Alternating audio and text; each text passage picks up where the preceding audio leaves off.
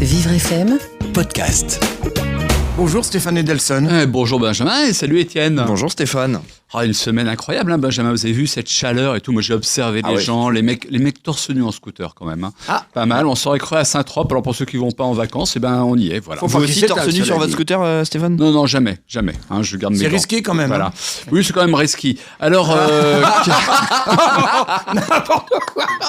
Alors, qu'est-ce qu'il y a devant vous, Benjamin ? Oh là là, le livre. Il est là. Un très très très beau livre. Et puis dis donc, c'est du lourd.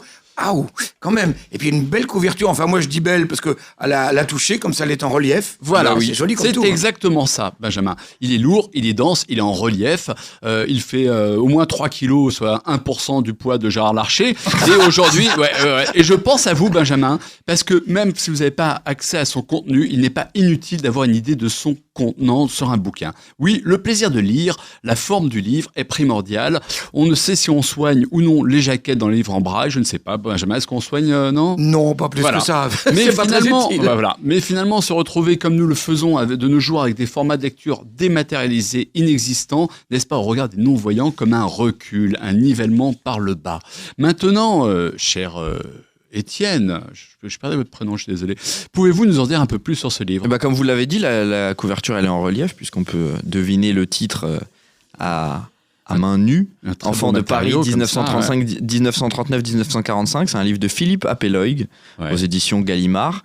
Et puis il y a une petite particularité qui est assez sympathique puisque derrière la première de couverture, on a 2 pages bleues. Ouais. Ensuite, on a la tranche qui est toute blanche immaculée, sans les photos. Et la dernière de couverture est, figurez-vous, Benjamin, rouge.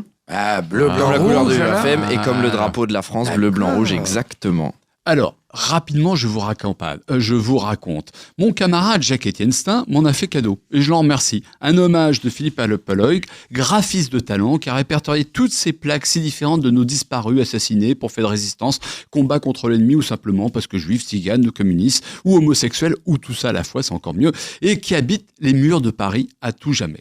Là, on part en balade, arrondissement par arrondissement, et on se retrouve au milieu de tous ces noms de gens, si jeunes, c'est vraiment incroyable. On regarde et on s'aperçoit qu'ils avaient 19, 18, 17, 21. Bon, c'est vraiment cette jeunesse qui s'est révoltée.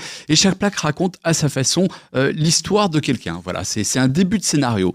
Le livre est sublime. Il fait 45 € chez Gallimard. C'est mieux qu'un cadeau de Noël en plein été. C'est une plongée dans des milliers de destins. Ça vaut 1000 fois du Laurent Deutsch, 100 fois du Stéphane Bern et une dizaine de fois au moins du Alain Decaux raconte. C'est pour ça qu'il est si lourd, c'est parce qu'il y a toutes les plaques dedans ? Ouais, il y a toutes les plaques dedans, vous allez voir. Voilà, vous ne faites pas tomber sur le pied. C'est la plus belle plongée dans l'histoire de Paris qu'on ait vue depuis Les Misérables, vous savez, cette fameuse comédie musicale. Alors, je vous ai mis un petit medley de Philippe Appeloig qui nous en dit plus. Les plaques qui sont liées à l'occupation, enfin la période 39-45, qui sont plus comme des formes de stigmates, comme si c'était un livre qui était éclaté, avec des pages comme ça disposées comme on peut. Elles sont toutes très très différentes. Elles ont été placées à différentes époques depuis la Libération. J'ai trouvé que c'était tout à fait émouvant et qu'il fallait arriver à les répertorier parce que en plus de ce que ça raconte, il y a une véritable esthétique des plaques, de son format, de son lettrage, de ses couleurs, de sa composition, des ornements qu'on peut trouver sur la plaque elle-même. Il y a des drapeaux, des médailles, des fois il y a des portraits, etc. Il y a toutes sortes d'éléments qui viennent compléter les signes typographiques. Et puis il y a l'endroit où elle a été placée. A priori, on n'a jamais prévu l'espace pour sceller une plaque. On les place où on peut.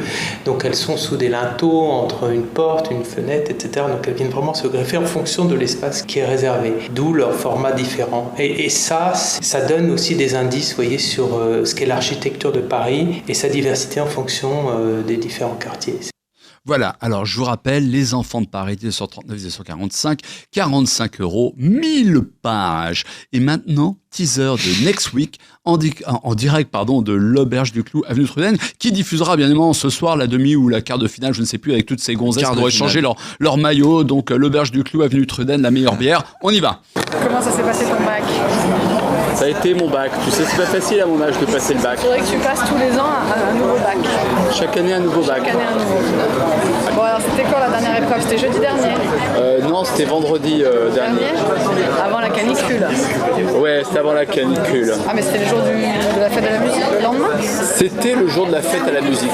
Ah, très bien. Merci. Je vais vous prendre la même chose, cher monsieur. Voilà, c'était en direct avec Mathilde Lebrun, la descendante du dernier président de la France, de la Troisième République, qui n'était pas brillant. Mais Mathilde est très jolie. Benjamin l'a bien connu. Attention, tu m'étonnes. Ça, il pourrait défendre ses intérêts. Voilà, et la semaine prochaine, donc, je vous dirai si j'ai eu ou non le bac. J'espère qu'on aura les résultats à l'heure. Eh ben, très bien, on va rester dans l'actualité. Passez-moi le bac à glaçons, ça va nous faire du bien. Merci Stéphane, en tous les cas, on vous retrouve en Merci podcast. pour votre accueil, Benjamin, c'est toujours un plaisir. Vivrefm.com. Vivre FM, podcast.